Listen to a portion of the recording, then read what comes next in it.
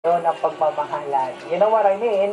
Na yung bang tipong nagmamahalan sila, yung iba wala pang label, gusto na ho nila ng label, but unfortunately, dahil ho sa takot po na baka hindi ho maging successful dahil yung isa ay nakadagdag umalis, yung iba naman nasa in a relationship, pero mukhang lumalabo dahil nga sa nagkalayo. Pero paano ho ba malalabanan? Paano ho ba ito ay malalagpasan? Kumbaga, no, itong tinatawag na ho nating